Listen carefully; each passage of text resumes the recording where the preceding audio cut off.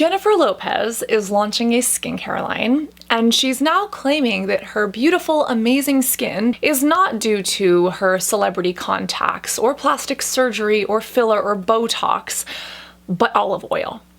And especially when you look at how, I don't know if it's Jennifer Lopez or her PR team for this skincare line is going about it, it's not only harmful, but I feel like it's downright deceptive. And today I want to break down the Photoshop and filters that we see on the website. I want to break down from a medical perspective how someone can technically say that they've never used Botox, but they could have still had the neurotoxin injected into their face, which causes muscle paralysis that stops wrinkles from happening, and talk about kind of the speculations for the skincare line to help you be a more informed consumer, because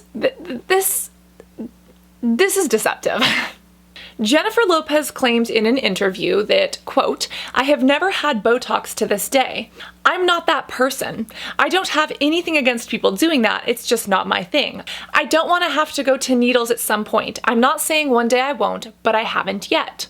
I was in my 20s and I was dating this guy. They went to different dermatologists, and she says that her derm said that if you do this from now on, your skin is healthy. You're young right now, it's going to be great." And it sounds like he gave her sunscreen and a good cleanser. And let me tell you, yes, a good cleanser and a sunscreen are the two basic, most fundamental components of any skincare routine. However, when we look at her face now, as someone who looks at faces all day long, you know what normal aging is supposed to look like, and you know when there has been work done.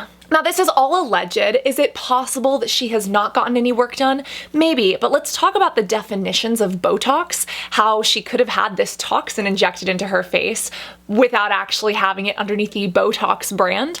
Let's talk about the other treatments, the chemical peels, the microneedling, the radiofrequency that she may have had access to that is contributing to her face, because it is not this skincare line that is doing that for her. And especially when we see the filters like thrown up there on the website, it's very deceptive to try to use her celebrity status and the amazing, talented person that she is to sell a line under these false pretenses. In lieu of invasive procedures, Lopez credits her flawless complexion to olive oil. Olive oil. "It's a secret I've used over the years because it really does work," she said, and diligent SPF application. So again, there's a myriad of things that she's had access to or that she could have done, and it's not just me who thinks this. There are other people, plastic surgeons, specifically Dr. Anthony Yoon, who also believes that she has had work done. And even if she claims it wasn't Botox or even filler, microneedling, chemical peels, radiofrequency treatments, there are so many things that celebrities have access to, like plastic surgeons. Did she get thread lifts in her face? Did she get a facelift? We don't know, but it is very concerning that she is selling a skincare line under these pretenses. And that's the other thing. If you haven't used Botox for all these years, how come you're waiting until now to start sharing that? Wouldn't you have been bragging about it for the last decade? Talking about how you don't do needles for the past 3 decades, right?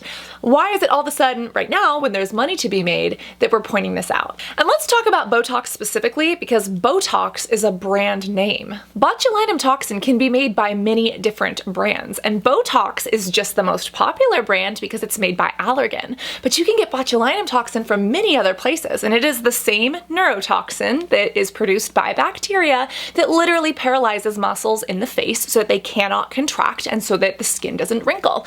Little jab jab in the corrugator supercilii, you know? And if it's done well, you really can't tell the difference. Now, when you look back at Jennifer Lopez's photos, people have claimed that there are times where she is able to be animated and move her face, and then there are others where she isn't able to have that same facial movement.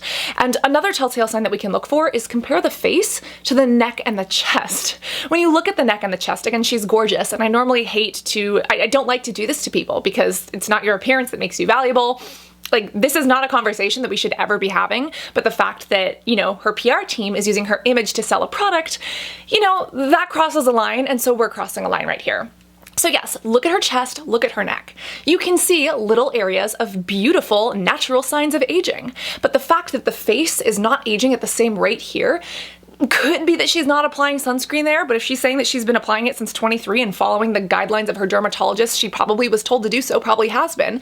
This looks a little bit more normal when it comes to aging. The fact that we're not seeing that on the face, it is very suspicious, to say the least. So again, you could technically say, I've never done Botox, but you could have gotten the exact same ingredients injected into your face just under a different brand. It's like me saying, I've never eaten Cheerios, but I have eaten little round floaty in milk circles, you know, for my breakfast every morning.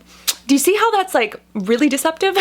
The other major issue is the claim that I'm not that person. What's that supposed to mean? That's almost shaming people who have had Botox. Botox, plastic surgery, fillers, these are not things to be ashamed of. If someone does that, that is their choice. People could do it for medical reasons, people could do it for aesthetic reasons, but at the end of the day, that is their choice.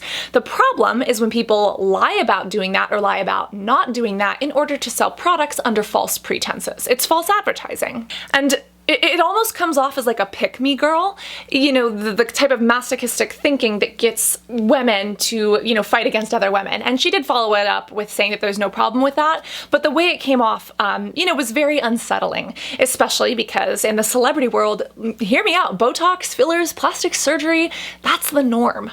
And if we break that down even further, in the little advertisement video, she says, everyone's been asking about my skincare routine. For years, the number one question that I have been asked is, what do I do for my skin? People wanted to know. And so I felt like almost an obligation to like put it in a bottle and say, okay, this is what I do with my skin. Everyone's been asking about my skincare routine. I have to share it with you. I'm an influencer, and I've been sitting here on YouTube on the floor for the past 10 years. That is the oldest trick in the book. Correct me if I'm wrong, people, but nobody's been asking about her skincare routine. Am I right? Am I wrong? And if people have been asking about her skincare routine for the 30 years that she's been looking as amazing as she does, how come she's not waiting until now to share it? She's saying, oh, I created this line, it's filled with this olive oil, this is what makes my skin amazing. This line didn't exist 30 years ago. This line didn't exist 10 years ago, or even 5 years ago, or even 3 years ago. So what do you mean your amazing skin is due to this and everyone's asking about your skincare routine? No, it's either genetics, it's a plastic surgeon, it's Photoshop filters and injectables, or very, very unlikely, but possible, it is daily diligent SPF.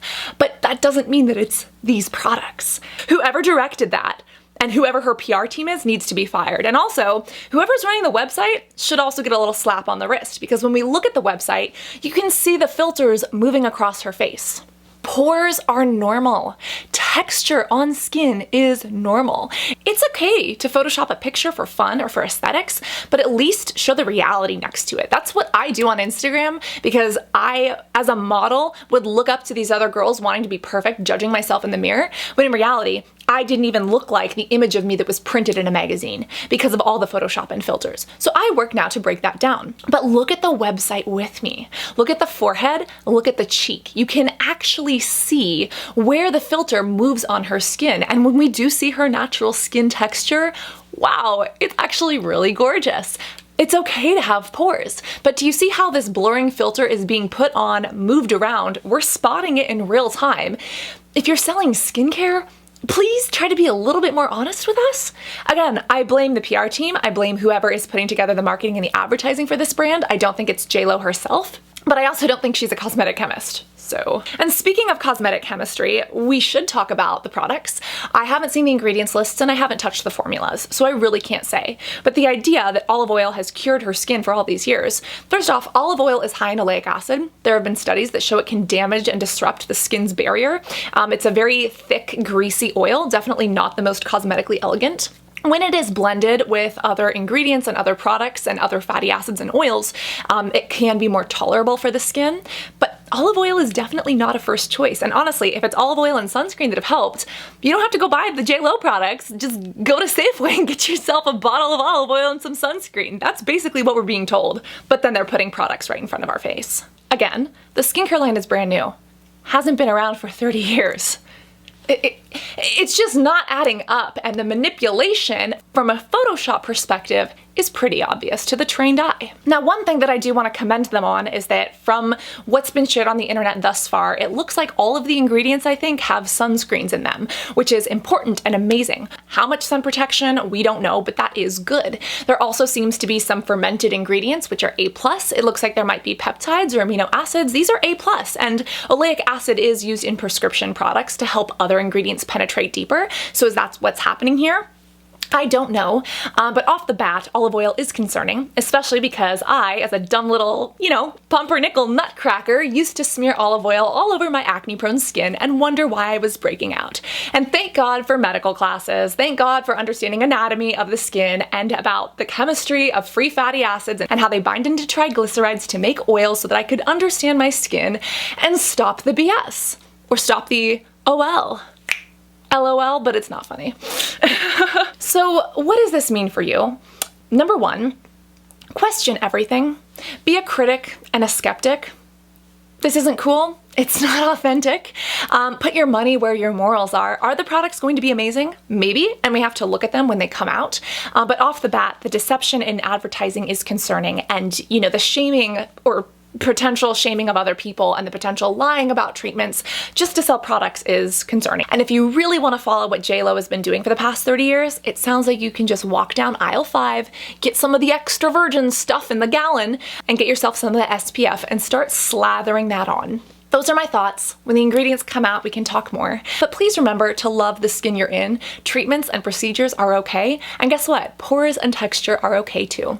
Skincare is self-care. That's what we talk about here. So if you haven't joined the family, hit the like and subscribe button. Make sure that little notification bell is hit so that when we do talk about the ingredients and the details, you'll be the first to know about them. But overall, yeah, we still love Jlo. We stand a talented, informed, beautiful queen, but we just don't stand for, being lied to, false advertising, and the manipulation that marketers try to shove down our throats. Always remember to be beautiful both inside and out, and I cannot wait to see you in this next video.